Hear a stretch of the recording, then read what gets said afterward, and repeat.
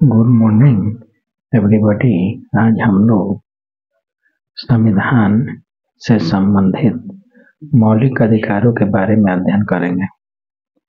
संविधान के मौलिक अधिकारों से संबंधित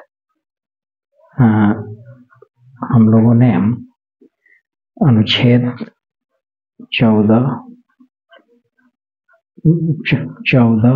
15, 16, 17, 18, 19 तक के अनुच्छेदों का अध्ययन किया।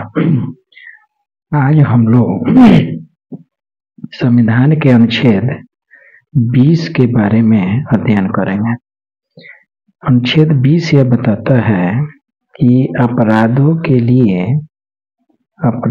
लिए दोष सिद्धि के संबंध में संरक्षण, यानी अपराधों के लिए दोष सिद्धि के संबंध में संरक्षण, यानी इसका कहने का मतलब है कि किसी भी व्यक्ति को एक अपराध के लिए सिर्फ एक ही बार सजा हो सकती है। और दूसरा इसमें यह है कि उस समय जो कानून है उसी के तहत सजा मिलेगी, न कि पहले और बाद के बनने वाले कानून के तहत। और तीसरा इसमें है कि कोई भी व्यक्ति अपने खिलाफ गवाही देने के लिए किसी भी सरकारी या पुलिस द्वारा बाध्य नहीं किया जाएगा, यानी अपने को फंसाने वाला कोई भी गवाही व्यक्ति को जबरदस्ती नहीं दिलवाया जा सकता है। यही इस अनुच्छेद 20 में कहता है, यानी कहने का मतलब कि अनुच्छेद 20 ये कहता है कि किसी को एक अपराध के लिए केवल एक बार ही सजा मिलेगी, यानी एक अपराध के लिए सिर्फ एक बार सजा होगी। और दूसरी बात कि जो सजा दी जाएगी वो उस समय के वर्तमान कानून के अनुसार दी जाएगी, न कि उसके पहले बने हुए कानून को या उसके बाद के बने हुए कानून उस पर लागू नहीं होंगे। यानी वर्तमान में जिस कानून के तहत वो गिरफ्तार हुआ है या जो पनिशमेंट दिया जा रहा है, तो उस समय के पनिशमेंट के अनुसार उसको जो भी सजा होगी वही मिलेगी, न कि उसके पहले बनने वाले कानून के तहत उसको सजा दी जाएगी या न उसके बाद बनने वाले कानून के तहत सजा दी जाएगी। और तीसरा है कि न्यायालय में कोई भी व्यक्ति अपने विरुद्ध गवाही देने के लिए बाध्य नहीं किया जाएगा। ये आपका मौलिक अधिकार है। मौलिक अधिकार इसलिए इसको रखा गया है कि ताकि किसी भी न्यायालय में आपको सजा आपको दी जा रही है तो केवल एक अपराध के लिए एक ही बार सजा मिलेगी। अगर एक ही अपराध के लिए डबल अगर सजा मिलती है तो आप फंडामेंटल राइट के तहत यानी सुप्रीम कोर्ट और हाई कोर्ट का दरवाजा खटखटा सकते हैं। दूसरी बात है कि अगर जो सजा मिल रही है, अगर बाद में कोई कानून मान ले कि जिस समय आप गिरफ्तार हुए जो अपराध आपकी है उस समय उसका सजा की उम्र मान ले कि 2 साल की है, 2 साल की सजा का प्रावधान है। लेकिन अगर बाद में कोई कानून बन जाए कि नहीं उसको अब 3 साल किया जाए, तो बाद वाले कानून के तहत मान्य नहीं होगा, बल्कि जो उस समय था 2 साल का वही उसी के तहत आपको सजा दी जाएगी। और तीसरा है कि कोई भी पुलिस या कोई भी व्यक्ति या कोई भी राज्य सरकार आपको जबरदस्ती या अपने विरुद्ध, माने जो व्यक्ति अपराध किया है अगर कोर्ट में एक गवाही चल रही है तो उस पर जबरदस्ती अपने को फंसाने के लिए उसे जबरदस्ती गवाही देने के लिए बाध्य नहीं किया जाएगा। यानी वो स्वतंत्र है कि वो अपने को बचाने के लिए झूठ भी बोल सकता है, वह अपने अपराध को नहीं भी स्वीकार कर सकता है। ये प्रावधान उसको फंडामेंटल है राइट के तहत आता है कि जबरदस्ती उससे आप गवाही नहीं दिलवा सकते हैं कि हाँ तुम ही नहीं अपराध किया है। भले कानून की इतर साक्ष्य से या उसे जो अपराध किया है उससे मिले हुए साक्ष्यों के आधार पर भले ही उसको पनिशमेंट मिल जाए, लेकिन उसके खुद के बयान से वो खुद को फंसाने के वाला गवाही वो कभी भी नहीं देगा। अगर देता है तो फिर उसको फंडामेंटल राइट के तहत जो है बाध्य नहीं किया जा सकता है कि वो खुद अपने को फंसाने वाला गवाही दे। यह एक तरह से मौलिक अधिकार है और इस अधिकार का उपयोग कर व्यक्ति अपने आप को सेफ एंड सुरक्षित रख सकता है। यानी कानून के विरुद्ध जो है जो कानून है उसके नियमों को सजा के समय या एक अपराध के लिए या फिर अपने को फंसाने वाला इससे संबंधित अनुच्छेद 20 कहता है। अनुच्छेद 21 जो कहता है कि संविधान का अनुच्छेद 21 कहता है कि प्राण और दैहिक स्वतंत्रता का संरक्षण, यानी कोई भी व्यक्ति अपने प्राण और अपने शरीर की सुरक्षा के लिए मौलिक अधिकारों का उपयोग करता है और मौलिक अधिकार उसको मिला हुआ है कि वो अपने प्राण को सुरक्षा के लिए कुछ भी कर सकता है।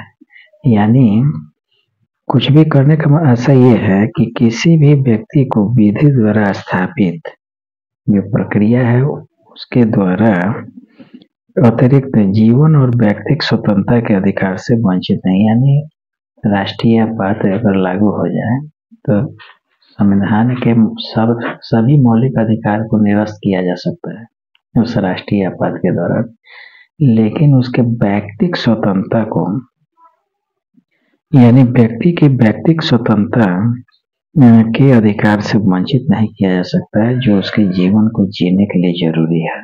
जैसे राशन पानी लाना है या एकांत में अगर कोई व्यक्ति चाहता है कि नहीं हम एकांत में ही रहें और उसकी निजता में कोई अगर दखल कर रहा है तो ये उसकी व्यक्तिगत स्वतंत्रता है। किसी व्यक्ति को नजरबंद कर देना ये सब उसके निजता के खिलाफ है, यानी उसके व्यक्तिगत स्वतंत्रता के खिलाफ है। यानी अपने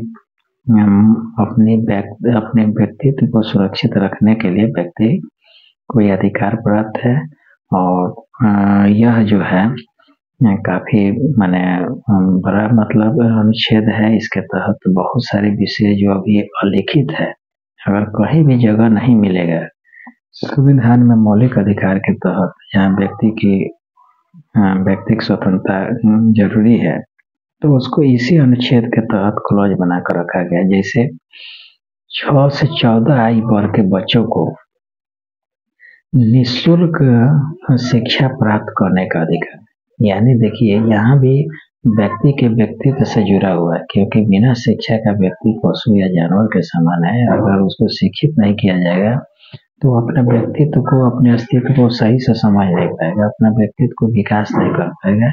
इसलिए हर नागरिक को यह अधिकार मिला है कि वो राज्य के विरुद्ध कि वो 6 से 14 आयु वर्ग के बच्चा जो है उसको राज्य जो है निःशुल्क शिक्षा प्रदान करेगा। उसके कोई भी फीस वगैरह या उससे नहीं लिया जाएगा, यानी राज्य की जिम्मेदारी है। यही कारण है कि सरकारी विद्यालयों में किसी तरह का कोई फी वगैरह नहीं लगता है और ये जिम्मेदारी उसको मुफ्त में किताब, मुफ्त में शिक्षा दिया जाता है। और सरकार इसके लिए बहुत सारे स्कूल भी खोल रखे हैं। यह लेकिन उम्र है 6 से 14 आयु। कई बार प्रतियोगी परीक्षाओं में पूछता भी है कि मौलिक अधिकार, किस मौलिक अधिकार के तहत 6 से 14 आयु वर्ग के बच्चों को निःशुल्क शिक्षा का प्रावधान। तो आप सीधे अनुच्छेद 21 बताएंगे। अनुच्छेद 21 में ही एक उप क्लॉज बनाकर रखा गया है कि संविधान के 21 के क्लॉज में शिक्षा को मौलिक अधिकार के रूप में शामिल किया गया है। जो पहले जो है नीति निर्देशक तत्व में शिक्षा पाने के राज्य के लिए एक नीति बनाया गया था, उसको मौलिक अधिकार के रूप में मौलिक अधिकार के रूप में इसको शामिल किया गया। यानी कहने का मतलब है कि शिक्षा को मौलिक अधिकार के रूप में शामिल करने का प्रावधान 21 में जोड़ा गया है और यह राज्य सरकारों के विरुद्ध आपको शिक्षा की गारंटी देता है कि हर नागरिक को जो 6 से 14 आयु वर्ग का है उससे किसी भी तरह का कोई भी फी नहीं लेगा। यानी शिक्षा वाला अधिकार, शिक्षा से संबंधित मौलिक अधिकार कौन है? तो अनुच्छेद 21 है। अनुच्छेद 21 क में ही यह प्रावधान जोड़ा गया। पूछता है कि अनुच्छेद 21 के किस अनुच्छेद में जोड़ा गया है, तो अनुच्छेद 21 में क को जोड़ा गया है। और 6 से 14 आयु वर्ग के बच्चों को ऐसे ढंग से जैसा कि राज्य विधि द्वारा अवधारित करे निःशुल्क और अनिवार्य शिक्षा देने का प्रावधान। यह संविधान के 86वां संशोधन, यानी कौन सा संशोधन है, यह संविधान का 86वां संशोधन है और यह 2002 में जोड़ा गया। ये भी पूछता है कि कब जोड़ा गया, तो 2002 में जोड़ा गया। कि संविधान संशोधन द्वारा जोड़ा गया, तो 86वां संशोधन द्वारा जोड़ा गया। और यह शिक्षा का अधिकार 21 में किस उप क्लॉज में जोड़ा गया है, तो 21 के क में जोड़ा गया है। यानी शिक्षा को मौलिक अधिकार अनुच्छेद 21 क में जोड़ा गया है। और यह निःशुल्क शिक्षा 6 से 14 आयु वर्ग के बच्चों के लिए जोड़ा गया है। 86वां संशोधन द्वारा 2002 में इसको जोड़ा गया है। अब आइए अनुच्छेद 22। अनुच्छेद 22 क्या है, तो अनुच्छेद 22 जो है यह गिरफ्तारी वाला अनुच्छेद कहलाता है। जब कोई पुलिस किसी को गिरफ्तार करती है तो गिरफ्तारी वाला जो अनुच्छेद कौन है, मौलिक। अगर आपके को कोई पुलिस या कोई व्यक्ति या कोई राज्य सरकार आपको अगर अरेस्ट करती है तो आपको क्या अधिकार है, कहाँ जाएंगे, किस तरह का आप उससे सुविधा आपको मिलेगी, ये फंडामेंटल राइट के तहत हर नागरिकों को प्राप्त है। जिसके तहत कुछ दशाओं में गिरफ्तारी का निरोध में संरक्षण है। यानी आपको क्या संरक्षण मिलेगा मौलिक अधिकार के तहत, क्योंकि किसी भी व्यक्ति को मनमाने ढंग से हिरासत में ले लिया गया। मान लीजिए आए दिन पुलिस जो है या मान लीजिए राज्य सरकार की इच्छा के अनुसार राज्य सरकार किसी को गिरफ्तार कर लेती है तो उसको 3 प्रकार की स्वतंत्रता प्रदान की गई है। यह हर नागरिकों को जानना जरूरी है कि यदि कोई भी व्यक्ति पुलिस या राज्य सरकार के इशारे पर अगर कोई किसी को गिरफ्तार किया जाता है तो 3 प्रकार के मौलिक अधिकार का संरक्षण कैसे मिलेगा, यानी मौलिक अधिकारों के तहत उसको सुरक्षा कैसे मिलेगी, इसका प्रावधान अनुच्छेद 22 में बताया गया। पहला यह है कि किसी भी नागरिक को यदि कोई गिरफ्तारी होती है अवैध ढंग से या वैध ढंग से, तो सबसे पहले हिरासत में लेने का कारण बताना होगा। यानी आपको कोई भी अगर कोई व्यक्ति पुलिस या फिर राज्य सरकार आपको गिरफ्तार करती है तो सबसे पहले गिरफ्तारी का कारण बताना होगा। और बिना कारण के वो गिरफ्तार आपको नहीं कर सकती है। या तो वारंट होगा या कोई चिट्ठी होगी, कोई लेटर होगा कि क्या कारण है, तो स्पष्ट उसमें लिखा होगा कि क्या होगा, उसको आप मांग सकते हैं, देख सकते हैं उसका कारण युक्तियुक्त कारण है या नहीं। तो ये आप उससे पूछ सकते हैं जो आपको गिरफ्तार कर रहा है, उससे कारण मांग सकते हैं। बिना कारण के कोई भी आपको गिरफ्तार नहीं कर सकता। यदि कर भी लिया, सही करे या गलत करे, यदि किसी भी नागरिक को कोई पुलिस अगर गिरफ्तार कर भी लेती है, सपोज डेट मालिक के कारण आपको न बताए गिरफ्तार कर ले, तो सबसे पहले एक स्टेप अगर नहीं बताए तो दूसरे स्टेप का सहारा आप ले सकते हैं। उसका कारण उसको बताना होगा कि यानी जो गिरफ्तार कर रहा है वो आपको उसको यह मतलब कर्तव्य है, उसकी ड्यूटी है कि 24 घंटे के अंदर मजिस्ट्रेट के सामने प्रस्तुत करे। हालांकि भूलवश या बिना कारण के या कारण से यदि पुलिस आपको गिरफ्तार करती है तो सबसे पहले आप उससे कारण पूछिए। अगर कारण भी नहीं बताया, अगर गिरफ्तार भी कर लिया, तो अब उसकी जिम्मेदारी है कि वो 24 घंटे के अंदर मजिस्ट्रेट के सामने आपको ले जाकर हाजिर करेगा। ये आपकी ड्यूटी नहीं है, उसकी ड्यूटी है। यदि वो 24 घंटा से ज्यादा आपको रखता है तो आप उसके खिलाफ हाई कोर्ट या सुप्रीम कोर्ट में जा सकते हैं और यह आपके मौलिक अधिकार का उल्लंघन होगा कि वो 24 घंटा से ज्यादा आपको थाना में नहीं रख सकता है। यही कारण है कि अक्सर पुलिस वाले जब गिरफ्तार करते हैं तो उसको लेकर तुरंत कचहरी में मजिस्ट्रेट के सामने प्रस्तुत करते हैं। हाँ, इस 24 घंटे में आने जाने का समय छाड़कर तब 24 घंटा होना चाहिए। यानी 24 घंटा का समय जो निर्धारित किया गया है वो आने जाने का समय इसमें ऐड नहीं है, यानी इसमें नहीं जोड़ा गया है। अगर उससे अधिक रखता है तो आपको एक राइट मिल जाएगा उसके खिलाफ, उस पुलिस के खिलाफ, उस थानेदार के खिलाफ कि आपके मौलिक अधिकारों का उल्लंघन किया है, और उस एवज में आप हाई कोर्ट, सुप्रीम कोर्ट जा सकते हैं। तीसरी बात यह है कि जब वो आपको गिरफ्तार कर लेता है तो आपके पास क्या उपाय है छूटने का? मजिस्ट्रेट से के सामने आपका वकील जो है, मनपसंद का वकील आप रखेंगे, और आपका वकील बताएगा कि हुजूर, इन्होंने बिना वजह का, बिना कारण का, बिना युक्त कारण का हमको गिरफ्तार कर लिया। अगर मजिस्ट्रेट को लगता है कि जो पुलिस या जो संस्था या जो व्यक्ति आपको गिरफ्तार किया है तो बिना कारण का ऐसा किया गया है, तो तुरंत एटवांस वो आपको छोड़ देगा। आपका वकील भी कहेगा, और उस समय आपको वकील रखने के लिए जो है मनपसंद के वकील रखने का अधिकार होगा, यानी आप अपना मनपसंद के वकील रख सकते हैं।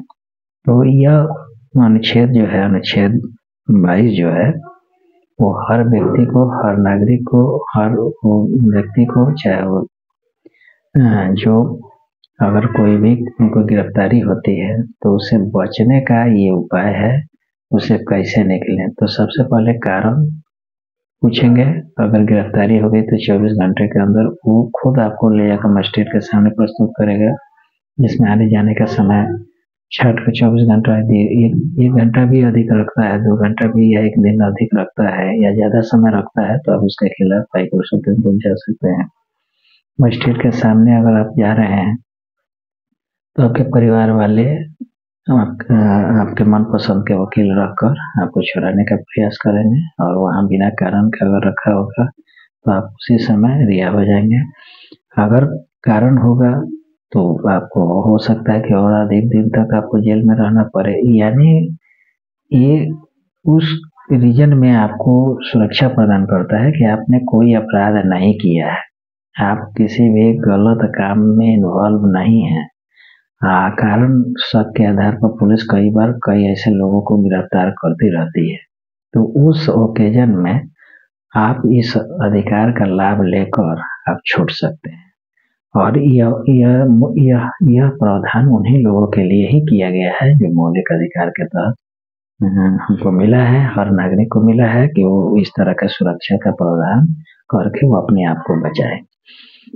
इसके बाद इसी में 22 में ही, अनुच्छेद 22 में भी कुछ ऐसे भी गंभीर अपराध हैं जिसके तहत पुलिस किसी को गिरफ्तार करती है। घटना घटने से पूर्व भी कर सकती है, घटना घटने के बाद भी कर सकती है। कई बार लोग सोचते हैं कि अपराध जो है केवल करने के बाद ही होता है, लेकिन गलत काम के लिए अपराध की सजा आपको नहीं करने के पूर्व भी पुलिस गिरफ्तार कर आपको सजा दे सकती है, सजा दिलवा सकती है। इसलिए ये नहीं सोचना चाहिए कि हमने कोई गलती किया नहीं। अगर आप अपने घर में बैठकर आप किसी गलत कार्य का प्लानिंग कर रहे हैं और इस प्लानिंग के सबूत के साथ आप पकड़े जाते हैं, तो घटना तो नहीं घटी, लेकिन आप उसके लिए जिम्मेदार ठहराए जा सकते हैं। हो सकता है कि आप कहीं बम ब्लास्ट करने जा रहे हैं और आप किसी कमरे में 2-4 साथियों के साथ इसकी प्लानिंग कर रहे हैं, और उसके सारी गुप्त सूचना पुलिस को अगर मिल जाए तो ऐसे व्यक्तियों को देशद्रोह के आरोप में या राष्ट्रद्रोह के आरोप में निरोधक अधिनियम के तहत, ऐसा कानून है कि कोई भी व्यक्ति अगर निरोधक अधिनियम के तहत पुलिस गिरफ्तार करती है तो उसमें यह 24 घंटे वाला जो नियम है लागू नहीं होगा।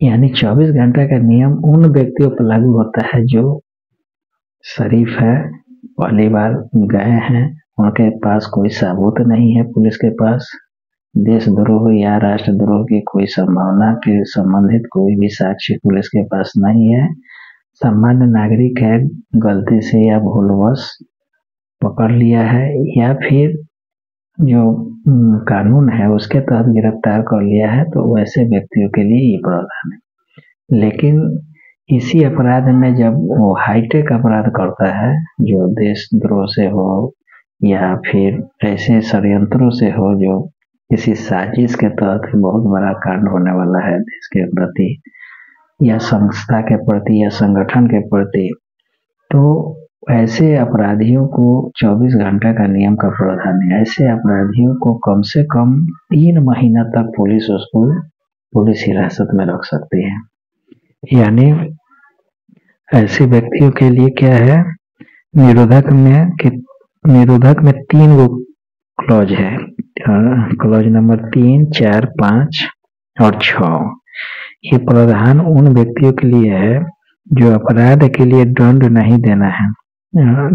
देना नहीं है, वरन उसे अपराध करने से रोकना है।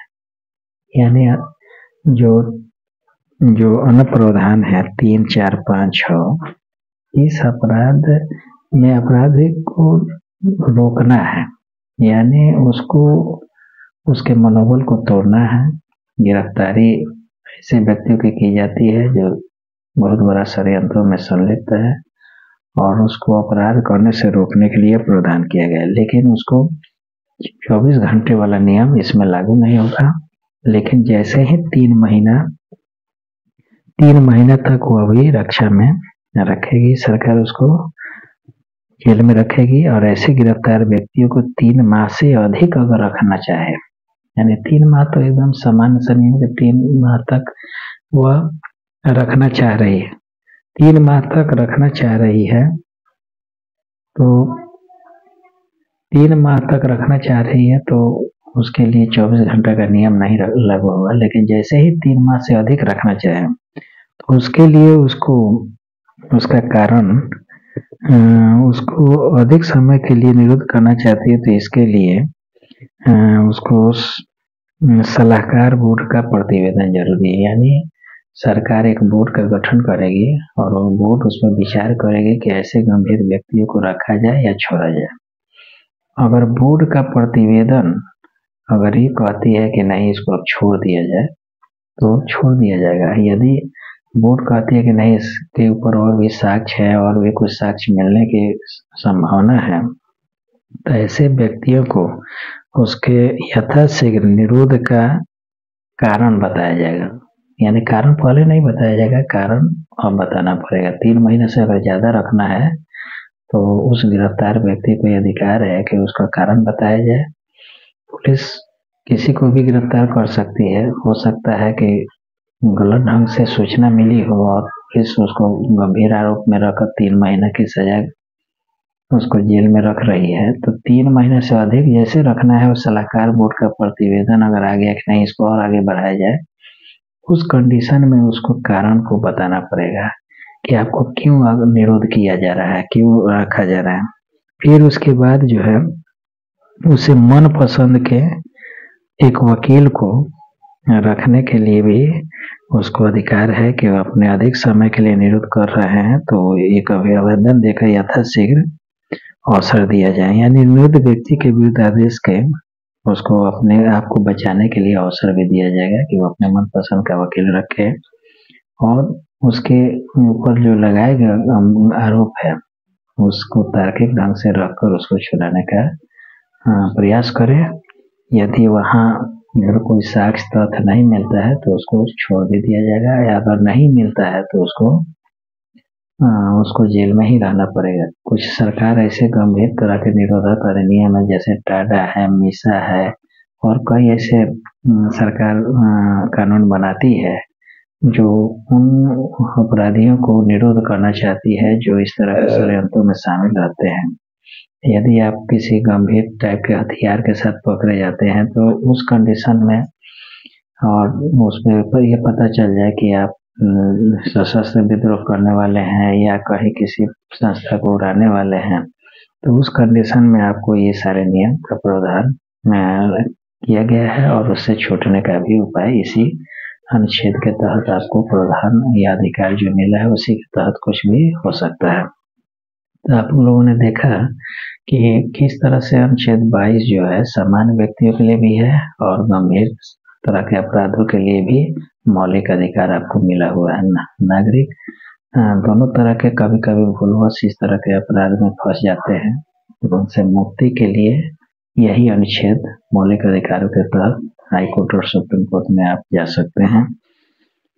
दूसरी बात, अगर उल्लंघन की स्थिति में आप हाई कोर्ट और सुप्रीम कोर्ट जा सकते हैं। अनुच्छेद जो है अनुच्छेद 23 जो है वो संविधान का मौलिक अधिकार के तहत इसके अंतर्गत क्या प्रावधान है, तो अनुच्छेद 23 यह बताता है कि किसी भी बलात् श्रम का प्रतिषेध करता है। पहले देश में बेगारी की प्रथा चल रही थी और बेगारी के कारण बहुत सारे कुछ लोग या कुछ संस्थाएं किसी व्यक्ति से काम कराकर उसका उचित पारिश्रमिक नहीं देते थे और उसको मारपीट कर भगा दिया करते थे। तो अब उन व्यक्तियों के खिलाफ या उन संस्थाओं के खिलाफ वो व्यक्ति को मौलिक अधिकार प्राप्त है कि वो उससे बेगार नहीं ले सकता है, उसको उचित पारिश्रमिक दिए बिना बेगार नहीं ले सकता है, या फिर ऐसे लोगों का बलात् ऐसे लोगों का बलात् दुर्व्यापार नहीं कर सकता है। कई बार दास प्रथा, आपने सुना होगा कि दास प्रथा को खरीद बिक्री होती थी, उसको दास बनाकर रखा जाता था और उसे काम करवाया जाता था। तो यानी व्यक्तियों का बलात् जो है व्यापार नहीं कर सकते, श्रमिकों का व्यापार नहीं करके हाँ श्रमिक को ले जाकर बेच दिए फिर उसको मनमाना उससे काम करवा रहा है। तो यानी बेगारी प्रथा पर रोक लगाने के लिए यह प्रावधान है जो पहले काफी प्रचलित था। अब यह धीरे धीरे यह अधिकार आने के बाद और देश स्वतंत्रता के बाद यह इस अधिकार का दुरुपयोग को रोका जा सका और इसके लिए रोकने के लिए केवल वो व्यक्ति ही नहीं बल्कि कोई स्वयंसेवी संस्था भी उस व्यक्ति या संस्था के खिलाफ आवेदन देकर सुनवाई के लिए दरवाजा खटखटा सकता है कि जो ऐसे व्यक्तियों को बलात् व्यापार करते हैं या उनसे बलात् श्रम करवाते हैं। इसी तरह से अनुच्छेद 24 जो है वो बालकों के नियोजन पर प्रतिबंध लगाता है। अक्सर हम लोग देखते हैं कि कल कारखानों में छोटे छोटे बच्चों से उनको खतरनाक से खतरनाक उद्योगों में काम पर लगा दिया जाता है, जो पढ़ने लिखने का उम्र में वे काम करते हैं और वे असमय बूढ़े हो जाते हैं। तो चूंकि किसी भी राष्ट्र के जो बच्चे होते हैं वो राष्ट्र के भविष्य होते हैं, उनका समुचित पोषण, समुचित शिक्षा के बिना एक स्वस्थ राष्ट्र का निर्माण नहीं हो सकता है। इसलिए जो संस्थाएं हैं बच्चों का दुरुपयोग करते हैं, उनसे काम लेते हैं, तो उन पर प्रतिबंध लगाया गया है। यह संस्थाएं उद्योग भी हो सकती है या फिर होटल हो सकता है, बीड़ी कंपनी हो सकती है, सिगरेट कंपनी हो सकता है या सिलेट कंपनी, साबुन कंपनी इत्यादि छोटे मोटे बड़े कल कारखानों में इन बाल श्रमिकों के ऊपर काम करने पर मनाही की गई है, यानी मना किया गया है कि आप बालकों से काम नहीं लेंगे और बालकों को किसी भी स्थिति में जिनके 6 से 14 आयु वर्ग के बच्चे हैं उनसे तो बिल्कुल आप उनको अपने काम पर रख ही नहीं सकते हैं। कुछ शर्तों पर आप 15 साल से लेकर 18 के बीच के बच्चों को आप रख सकते हैं, कुछ शर्तों के साथ, जिसमें शिक्षा के साथ साथ उनको उनके घंटे भी निर्धारित किए गए जो अवधि काफी कम होते हैं, 3 या 4 घंटे के लिए होते हैं। इसके बाद यदि आप बालकों को नियोजन पर रखते हैं तो इसके खिलाफ दंडात्मक कार्रवाई की जाएगी, उस संस्थाओं को सील किया जा सकता है या उस सेवा में रखने वाले लोगों के खिलाफ भी कार्रवाई की, यानी व्यक्ति और संस्था दोनों के खिलाफ मौलिक अधिकार उस बच्चे के गार्जियन को या कोई भी व्यक्ति उसके खिलाफ कानूनी कार्रवाई कर उसको इस तरह के अवैध कार्य करने से मना करा सकता है और हाईकोर्ट सुप्रीम कोर्ट जा सकता है। इसलिए यह कानून खासकर उन बच्चों के लिए जो बालकों के सेवा लेकर अपने उद्योग धंधों को व्यापार बढ़ाना चाहते हैं, तो उन पर एक मनाही है, एक रोक है। और बाल श्रम अधिनियम 1986 भी एक अलग से एक अधिनियम भी बनाया गया, उसके तहत भी रोकने का प्रावधान है। मौलिक अधिकारों के तहत भी यह अधिकार दिया गया है कि बाल श्रमिकों को बिल्कुल निरोध किया जाए और देश में इस तरह के बाल श्रमिकों, लेकिन इसके बावजूद भी ये अधिकार होते हुए भी या 1986 के अधिनियम के आने के बाद भी आज भी धड़ल्ले से लोग नौकर के रूप में अपने घरों में छोटे बच्चों को रखते हैं, या चाय की दुकानों पर, या होटलों में, या फिर बीड़ी कंपनी में, या कालीन कंपनी में। इस तरह के बाल मजदूर देखने को मिलते हैं। और डीएम को उसको पूरा पावर दिया गया कि ऐसे ऐसे संस्थाओं को चिन्हित करें, उनके खिलाफ कार्रवाई करें। इसमें काफी हद तक सफलता मिली भी है, लेकिन अभी भी कुछ समस्याएं हैं। अभी भी कुछ जगह बाल श्रमिकों से सेवा ली जा रही है। देर समय ऐसे लोगों के खिलाफ कार्रवाई की जाएगी। और ये है ने 23 और 24, ये शोषण के विरुद्ध अधिकार है। यानी हमने 6 मौलिक अधिकार है, उसमें से एक शोषण के विरुद्ध अधिकार। तो शोषण के विरुद्ध वाला अधिकार कौन सा है? तो अनुच्छेद 23 और 24। अनुच्छेद 23 और 24 शोषण के विरुद्ध अधिकार नागरिकों को प्राप्त है। उसके बाद धार्मिक स्वतंत्रता का अधिकार, यानी धार्मिक स्वतंत्रता वाला अधिकार 25 से लेकर 28 तक, यानी 6 अधिकारों में से शोषण के विरुद्ध अधिकार, और उसके बाद वाला जो अधिकार है शोषण के विरुद्ध अधिकार। शोषण के विरुद्ध अधिकार क्या है?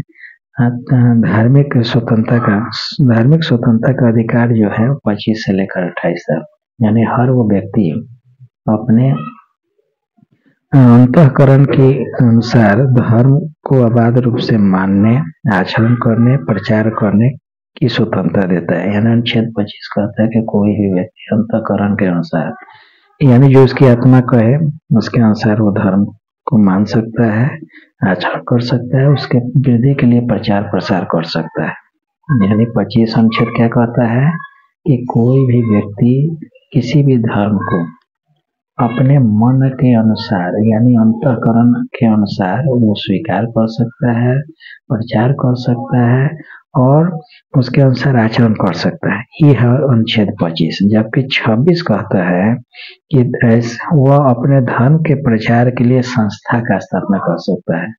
बहुत सारे धार्मिक संगठन बना सकता है, और उस संगठन के माध्यम से उस धर्म का प्रचार प्रसार कर सकता है। यानी 25 में तो अंतःकरण की स्वतंत्रता है, यानी मानने और उसके अनुसार आचरण करने से है। जबकि 26 जो है उस धर्म को और आगे बढ़ाना है, तो कोई ना कोई संगठन बनाकर उसका प्रचार प्रसार कर सकता है, और उसके स्वामित्व और प्रशासन का भी अधिकार है। यानी उस संगठन जो बनाएगा उसका वो प्रबंधन करेगा, प्रशासन के अनुसार उसको चलाने का प्रयास कर सकता है। जबकि 27 जो है वह व्यक्ति को ऐसे कर देने के लिए, आप अगर संघ बना लिए, संस्था बना लिए 26 के तहत, अब वो संस्था और संघ क्या करेगा? लोगों से चंदा इकट्ठा करेगा। जो उस धर्म को मानने वाले हैं उससे कुछ न कुछ चंदा लेगा।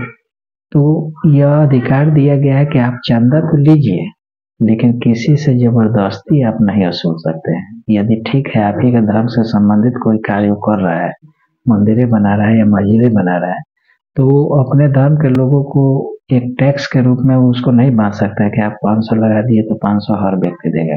यानी स्वेच्छा से वो अपने धार्मिक व्यक्तियों से या इतर धार्मिक व्यक्तियों से ले सकता है।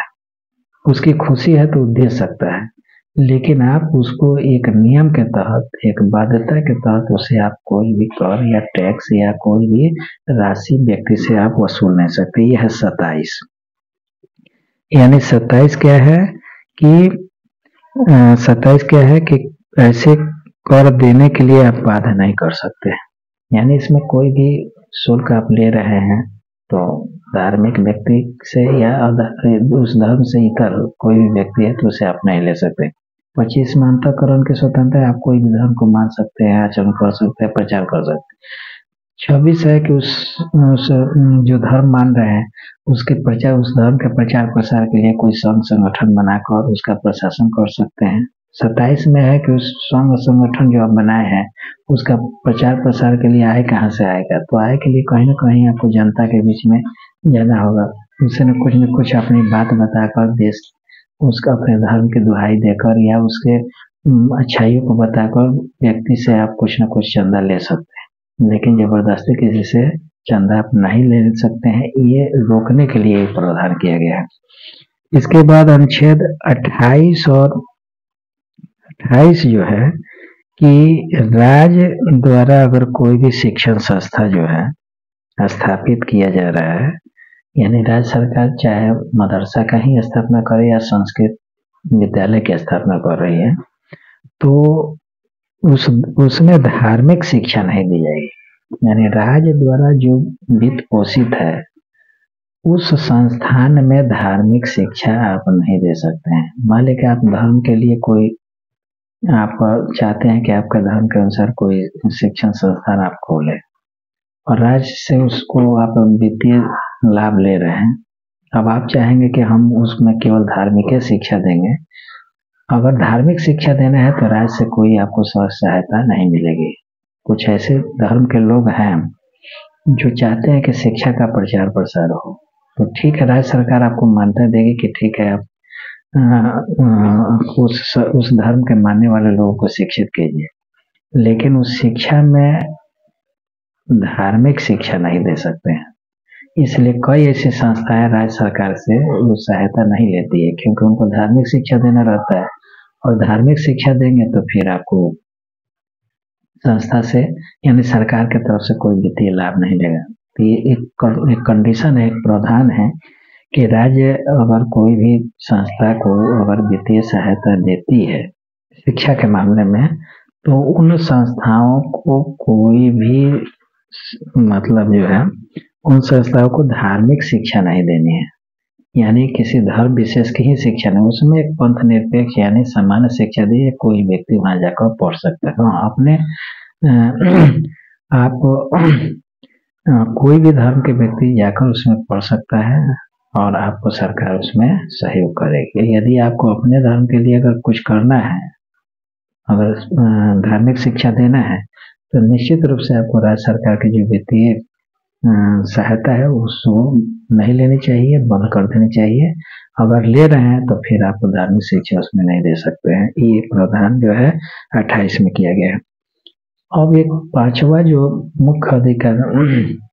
मुख्य मौलिक अधिकार क्या है, तो उन लोगों के लिए है जो अल्पसंख्यक है।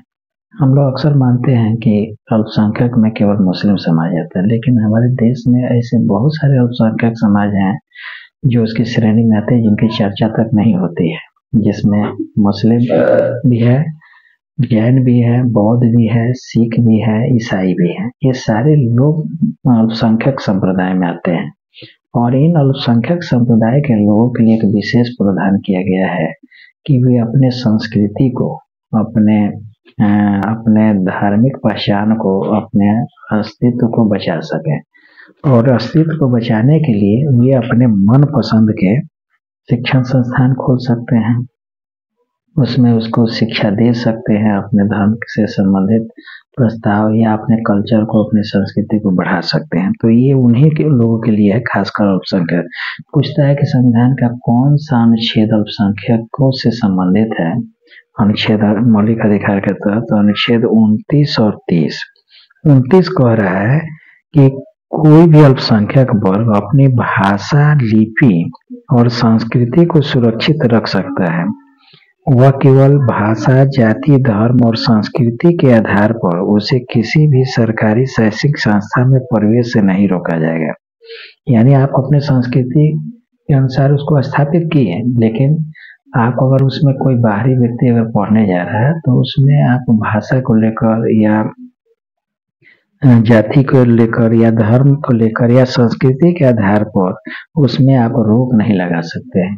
हाँ, आप अपने लोगों के लिए कुछ सीटें आरक्षित कर सकते हैं, कुछ प्रावधान कर सकते हैं। ये भी 50% से अधिक 50% तक कर सकते हैं। यानी 50% सीट आप अपने लोगों के लिए, अपनी भाषा, अपनी जाति, अपने धर्म संप्रदाय के लोगों के लिए कर सकते हैं, लेकिन अन्य लोगों को भी उसमें आप रोक नहीं सकते हैं यदि राज्य से आप सहयोग प्राप्त कर रहे हैं। यहाँ भी राज्य से सहयोग प्राप्त होगा तभी ये प्रावधान लागू होगा।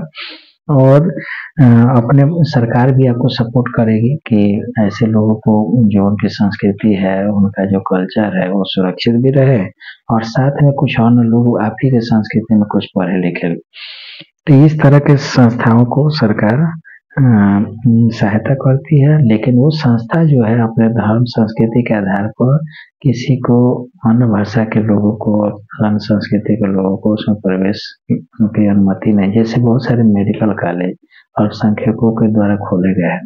तो उसमें ऐसा नहीं है कि केवल अल्पसंख्यक के लोग ही पढ़ेंगे, उसमें उनके लिए कुछ सीट आरक्षित है और बाकी सीट अन्य लोगों के लिए भी उसमें प्रावधान किया, ताकि भारत एक पंथ निरपेक्ष वाली स्थिति बनी रहे और राज्य सरकार उसको वित्तीय सहायता भी मिल सके।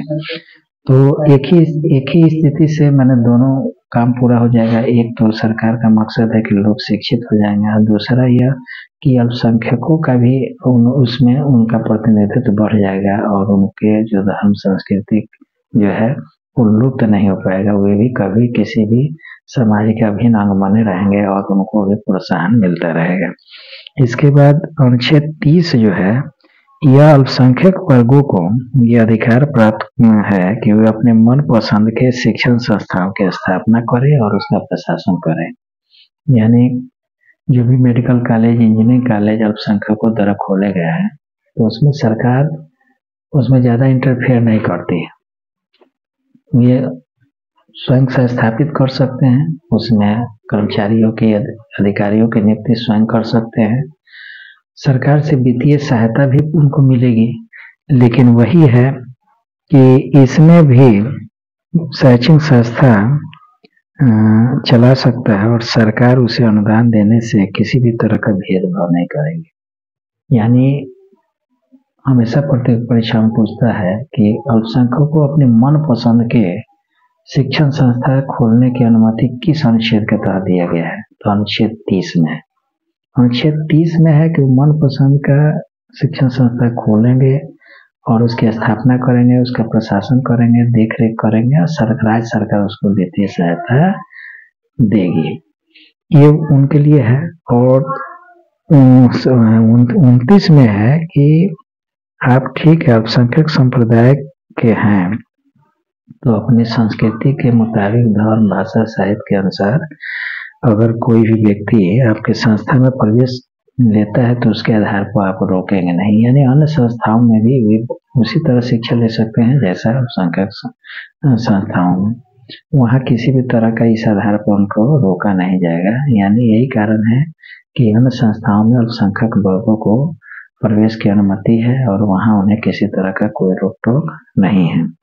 लेकिन जब खुद भी अपने लिए अगर शिक्षण संस्था स्थापना करना चाहते हैं तो उसके लिए अनुच्छेद 30 है और वहाँ राज्य सरकार उनको भरपूर वित्तीय सहायता देती है, उसमें किसी तरह का भेदभाव नहीं करती है। तो ये रहा 5 तरह के मौलिक अधिकार, समता का अधिकार, स्वतंत्रता का अधिकार, उसके बाद शोषण के विरुद्ध अधिकार, धार्मिक स्वतंत्रता का अधिकार और सांस्कृतिक स्वतंत्रता का अधिकार।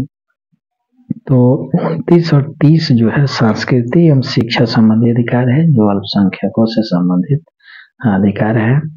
और अनुच्छेद इसी में का जो 6ठा मौलिक अधिकार है वह है संवैधानिक उपचारों का उपचार। संवैधानिक उपचारों का उपचार वो अधिकार है जो ऊपर के 5 मौलिक अधिकार के विरुद्ध व्यक्ति को यह सुरक्षा दिया गया है, अधिकार दिया गया है कि उपरोक्त के उल्लंघन की स्थिति में नागरिक को जो मौलिक अधिकार दिया गया वो कहाँ जाएगा, तो उसको हाई कोर्ट और सुप्रीम कोर्ट जाने की तो अनुमति है ही, लेकिन उसके तहत भी 5 तरह के उसको रिमेडी यानी उपचार मिलेगा और इन्हीं उपचारों के तहत उसको जो है ऊपर के 5 अधिकार को सुरक्षित हाई कोर्ट और सुप्रीम कोर्ट के द्वारा दिलाया जाएगा। यानी वो 5 तरह का अधिकार क्या है, तो जो 5 तरह के जो रीटें हैं, रीट जो है वो निकालने की शक्ति हाई कोर्ट और सुप्रीम कोर्ट को दिया गया है और वो 5 तरह के रीट याचिकाएं जो है के माध्यम से नागरिकों को उनके अधिकारों को दिलाती है, जिसमें पहला है बंदी प्रत्यक्षीकरण। अगर हाई कोर्ट सुप्रीम कोर्ट उल्लंघन की स्थिति में जाता है तो कौन सा रिमेडी, कौन सा उपचार उसको मिलेगा, तो उसमें पहला है बंदी प्रत्यक्षीकरण। बंदी प्रत्यक्षीकरण से जैसे नाम ही है कि बंदी प्रत्यक्षीकरण, यानी किसी को अगर कोई बंदी बना लिया है तो बंदी बनाए गए व्यक्ति को निश्चित स्थान पर निश्चित समय में के अंदर उपस्थित करें, यानी मजिस्ट्रेट के सामने उपस्थित करें अगर बंदी बनाए जाने का यदि कारण नहीं है तो उसको वहीं से उसको छोड़ दिया जाए। यह है बंदी प्रत्यक्ष। यदि मान लीजिए कोई किसी को बंदी बना लिया, 24 घंटा से ऊपर हो गया, नहीं ले जा रहा है, आप हाई कोर्ट जाएंगे तो हाई कोर्ट कौन सा याचिका आपको रेमेडी आपको देगी? तो वही आपके लिए बंदी प्रत्यक्षीकरण सीधे जो है उस पुलिस के खिलाफ या उस संस्था के खिलाफ वो रेमेडी आपको देगी।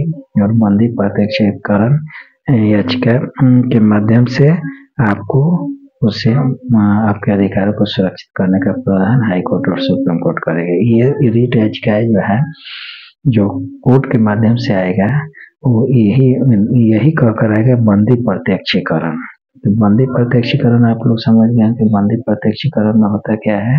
बंदी प्रत्यक्षीकरण में हाई कोर्ट सुप्रीम कोर्ट उस व्यक्ति या उस संस्था के खिलाफ आती है जिसने बंदी बनाया है, और उसके विकल्प कारण नहीं होने पर उसको छोड़ देने का आदेश दिया जाए।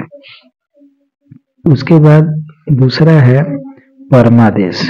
परमादेश में क्या होता है कि ये उन व्यक्तियों के खिलाफ यह लेख जारी किया जाता है जब कोई पदाधिकारी अपने सार्वजनिक कर्तव्यों का निर्वाह नहीं करता है। जैसे आपने देखा बहुत सारे अधिकारी तो बन जाते हैं और उनकी जो ड्यूटी है उस ड्यूटी को नहीं कर पाते हैं। तो सभी जनता तो एक जैसी नहीं होती है, कुछ ऐसे जनता भी है जो उनके कर्तव्यों के प्रति भी लापरवाह, जैसे वो लापरवाह हो गए तो जनता भी लापरवाह है। लेकिन एकाध भी अगर नागरिक ऐसे होते हैं जो उनके कर्तव्यों को याद दिलाते रहते हैं, उनसे टकराने का प्रयास करते हैं, उनके खिलाफ हाई कोर्ट सुप्रीम कोर्ट जाते हैं कि आपकी ड्यूटी है और आपको ये करना पड़ेगा, यानी तो उन लोगों के खिलाफ, उन अधिकारियों के खिलाफ परमादेश कि आपने किस आदेश के तहत आपका जो कर्तव्य है उसका निर्वाह करें, नहीं, यानी आज्ञा पत्र के आधार पर पदाधिकारी को उनके कर्तव्यों को पालन करने का आदेश दिया जाता है। अब आपको कोई भी नागरिक को यदि यह नहीं पता होगा कि हमारे ऊपर के जो अधिकारी हैं, जो हम हमारे लिए कार्य के लिए जो जिस अधिकारी को यह अधिकार दिया गया है, अगर वो अधिकार लापरवाह हो जाए तो उसके खिलाफ हाई कोर्ट सुप्रीम कोर्ट जा सकते हैं और वहां से जो रेमेडी आपको मिलेगा उसका नाम है परमादेश। वहां से हाई कोर्ट सुप्रीम कोर्ट से उस अधिकारी के खिलाफ परमादेश अधिकार आएगा, बशर्ते कि आपके अधिकारों का उल्लंघन शामिल होना चाहिए। अगर आपके ऊपर के पांचों अधिकार में कोई अगर उल्लंघन होता है उस अधिकारी के द्वारा, तो उस अधिकारी के खिलाफ परमादेश याद दिलाया जाएगा कि आप इस कार्य के लिए ही आपको नियुक्त है और आपको ये करना है, तो आप क्यों नहीं कर रहे हैं, आप कारण बताइए। तो कई बार जो उच्च अधिकारी होते हैं उनको इस अधिकार का डर भी रहता है और वे इस डर के कारण अपना काम ससमय करते हैं। आज तो बहुत सारा अधिकारियों को उनको आरटीपीएस क्या कहते हैं, कार्यों को करने या निष्पादन करने के लिए समय भी निर्धारित कर दिया गया। जैसे जाति आवासीय ये सब बन रहा है, तो अब सरकार के जो भी अधिकारी एक समय निर्धारित कर दिया गया है कि आपको इसके अंदर बना देना है, अगर नहीं बनाएंगे तो आपके खिलाफ कार्रवाई की जाएगी। या फिर क्या कहते हैं कि सूचना के अधिकार के तहत भी बहुत सारे सूचना को देने का अधिकार, ये सारे अधिकार कहीं न कहीं इससे जुड़े हुए हैं और अधिकारियों के खिलाफ जो है एक बहुत सारा नकेल कसने का भी प्रयास किया गया है। तो परमादेश भी एक उसी में से एक कड़ी है जो हाई कोर्ट और सुप्रीम कोर्ट के माध्यम से यह जारी किया जाता है। तीसरा है प्रतिषेध लेख। यह प्रतिषेध लेख उन सर्वोच्च न्यायालय या उच्च न्यायालयों द्वारा नीचे के न्यायालयों के द्वारा या अर्ध न्यायिक न्यायाधिकरणों को जारी किया जाता है। कई बार पूछता है कि प्रतिषेध लेख कौन जारी करता है, तो प्रतिषेध लेख जो है हाई कोर्ट सुप्रीम कोर्ट जारी कर किसके खिलाफ जारी करता है, तो यह निम्न अदालतों द्वारा या न्यायाधिकरणों ट्रिब्यूनल होते हैं, यानी ये नहीं समझे कोई निम्न न्यायालय या नीचे जो अधीनस्थ न्यायालय हाई कोर्ट या सुप्रीम कोर्ट के नीचे हैं, उनके ऊपर भी एक जिम्मेदारी है हाई कोर्ट की और सुप्रीम कोर्ट की कि यदि वो मनमाना करते हैं तो कोई भी नागरिक जो है अगर उसके न्याय व्यवस्था में कोई भी अगर मनमानी करते हैं तो उसके खिलाफ यह रिट याचिका जो है क्या कहते हैं प्रतिषेध लेके, यानी उनको मनमाने पर रोक लगाने का प्रयास करेगा, यानी कि कार्यवाही को मना करता है कि आपका ये अधिकार क्षेत्र नहीं है, आप इस कार्य से आगे नहीं जा सकते। कई बार ऐसे होता है कि नीचे के जो न्यायालय है अपने अधिकार क्षेत्र से जाकर भी कुछ कार्य करते रहे, और जब लगता है किसी को कि नहीं इसका अधिकार नहीं है इस न्यायालय का, अगर मान ले कि किसी को एक उसमें सीमा बांधा गया कि इतना से इतना तक के रुपया से संबंधित या इतना से दंड के अधीन ये न्यायालय या मजिस्ट्रेट देख सकता है, और उससे ज्यादा का संपत्ति हो या उससे ज्यादा का दंड वाला कोई उस मजिस्ट्रेट को ये अधिकार नहीं है, अगर वो आपके खिलाफ सुनवाई कर रहा है तो निश्चित रूप से अहित होगा। तो इस अहित को रोकने के लिए हाई कोर्ट और सुप्रीम कोर्ट क्या करता है, प्रतिषेध संबंधी लेख नीचे निम्न न्यायालयों को या अधीनस्थ न्यायालयों को या ट्रिब्यूनल को खिलाफ जारी किया जाता है। उसके बाद है उत्प्रेषण संबंधी अधिकार। उत्प्रेषण में यह भी जो है हाई कोर्ट सुप्रीम कोर्ट द्वारा ही निकाला जाता है, और उन निम्न या अधीनस्थ न्यायालयों के विरुद्ध ही निकाला जाता है। और यह कब निकाला जाता है, जब न्यायालय निम्न न्यायालय या अधीनस्थ न्यायालय कोई निर्णय दे दिया, कोई निर्णय वे अपने पास लंबित मुकदमों को, अगर मान लीजिए कि कोई न्यायालय निचले न्यायालय में लंबित है और उस पर मुकदमों को न्याय निर्णयन के लिए वरिष्ठ न्यायालय को भेजे, यानी उसको खुद मंगा लेता है कि आप इसको मत देखिए, आप जो है उसको हमारे पास भेजिए। यानी न्यायालय में नीचे न्यायालय में मामला चल रहा है और आप मौलिक अधिकारों के तहत है उल्लंघन का मामला हो रहा है, तो सीधे वो मामला को अब निम्न न्यायालय नहीं सुनेगा। अब उसकी सुनवाई कौन करेगा, तो हाई कोर्ट और सुप्रीम कोर्ट कर लेगा। तो न्याय व्यवस्था में ये व्यवस्था काफी महत्वपूर्ण है। मौलिक अधिकारों से संबंधित नागरिक को यदि कोई उपचार चाहिए तो ऐसा नहीं केवल अधिकारी के खिलाफ, व्यक्ति के खिलाफ, बल्कि अधीनस्थ न्यायालयों के ऊपर भी हाई कोर्ट की एक पैनी नजर रहती है, खासकर वाचिंग की, और वो उसको देखता है और इस तरह के रिट याचिका वो जारी करता है जिसका नाम है उत्प्रेषण। अंतिम जो है पांचवा तरह का जो रिट याचिका है जिसमें अधिपरीक्षा अधिकार परीक्षा लेख, इसके तहत कई बार देखने को आता है कि कोई व्यक्ति जो है कोई ऐसे पदाधिकारी के रूप में कार्य करने लगता है जो उस कार्य के लिए उसके पास वैधानिक रूप से कोई अधिकार नहीं होता है। मान लीजिए एसडीएम साहब हैं और उनका स्टेनो ही वो उनके जगह पर कोई काम या निर्णय नहीं ले लगे, तो अगर किसी नागरिक को पता चल जाए कि नहीं ये कार्य कर्तव्य इनके अधिकार क्षेत्र से बाहर है और यह अनाधिकृत रूप से मान लीजिए कि ट्रांसफर हो गया एसडीएम साहब का, या बीमार पड़ गया और ये खुद उन्हीं का कार्य करने लगे, निर्णय लेने लगे, तो आप उसके खिलाफ हाई कोर्ट सुप्रीम कोर्ट जाएंगे और सुप्रीम कोर्ट हाई कोर्ट उस व्यक्ति के खिलाफ ये पूछेगा को वारंटों द्वारा, जिसको अधिकार परीक्षा लेख भी कहते हैं, कि आप कारण बताएं कि किस अधिकार के तहत आप ये काम कर रहे हैं। कई बार सीनियर लोग के नहीं रहने पर जूनियर लोग ही निर्णय लेना शुरू कर देते हैं, तो उस कंडीशन में उनके खिलाफ यह एक मौलिक अधिकार है जो नागरिकों को प्राप्त है, ताकि उनके कर्तव्य और कार्य जो निर्धारित किए गए हैं वो बिना अधिकार के वो कैसे निर्णय ले रहे हैं, कैसे वो अपने अधिकार क्षेत्र से बाहर जा रहे हैं, उस लायक हैं कि नहीं, उस पद के लिए उनको उस रखा गया है कि नहीं, उस अधिकार के तहत वो जो निर्णय ले रहे हैं उनका एक निर्णय जो है सही नहीं है, तो उनसे कारण बताओ नोटिस, यानी अधिकार के बारे में उनसे पूछा जाता है, पूछती है हाई कोर्ट सुप्रीम कोर्ट कि आप बताइए कि आप जो निर्णय ले रहे हैं आप उस पद के लिए योग्य है, उपयुक्त है, आपके लिए वो पद बना है, तब तो ठीक है, अगर नहीं बना है तो आपको वारंटों के माध्यम से आपका स्पष्टीकरण मांगा जाएगा, आपको स्पष्टीकरण देना होगा।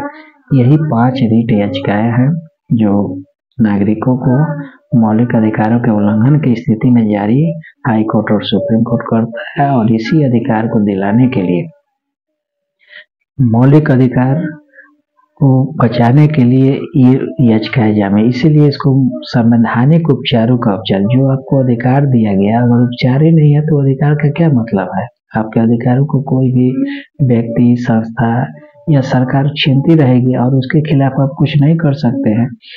यही कारण है कि मौलिक अधिकार वो संविधान का सबसे सर्वोच्च भाग है, भाग 3, जो नागरिकों को प्राप्त है और उसके खिलाफ उसको कोई भी अगर परेशानी हो रही है तो उसको रेमेडी हाईकोर्ट, सुप्रीम कोर्ट में मिलेगी इन्हीं रिट याचिकाओं के माध्यम से। इसलिए कई बार संवैधानिक उपचारों को संविधान की आत्मा भी कहा जाता है। संवैधानिक उपचारों को कई बार संविधान की आत्मा भी कहा जाता है, जबकि प्रस्तावना को कुछ लोग संविधान की आत्मा बताते हैं। लेकिन यदि पूरे संविधान की आत्मा कहें तो मौलिक अधिकार है और उसके उपचार है, और इस उपचारों के बिना मौलिक आधार विहीन है, बेकार है। इसलिए इसको मौलिक अधिकारों की आत्मा कहा गया है। और मौलिक अधिकार इसी कारण आज भी मौलिक अधिकार से छेड़छाड़ जो है किसी भी स्थिति में बर्दाश्त नहीं किया जा सकता है, और ये अधिकार नागरिकों को प्राप्त है। और नागरिक भली भांति जो जानते हैं इसका उपयोग करते हैं, और अधिकारी उनसे डरते हैं, व्यक्ति डरते हैं, पुलिस डरती है, और एक बैलेंस बना रहता है। समाज में हर तरह के नागरिक होते हैं, अच्छे भी नागरिक होते हैं, उन्हें किसी तरह की कोई परेशानी न हो। कोई नेता, कोई पुलिस, कोई कोर्ट कचहरी उनको अनावश्यक रूप से किसी तरह से कोई परेशान न करे। ऐसे लोगों के विरुद्ध एक हथियार के रूप में संवैधानिक उपचार प्राप्त है, मौलिक अधिकार प्राप्त है। और यह अधिकार के बिना हमारा पूरा संविधान बेकार है, क्योंकि व्यक्ति के व्यक्तित्व के विकास के लिए, उसके सर्वांगीण विकास के लिए मौलिक अधिकार जरूरी है, और यह मौलिक अधिकार काफी मायने रखता है। धन्यवाद।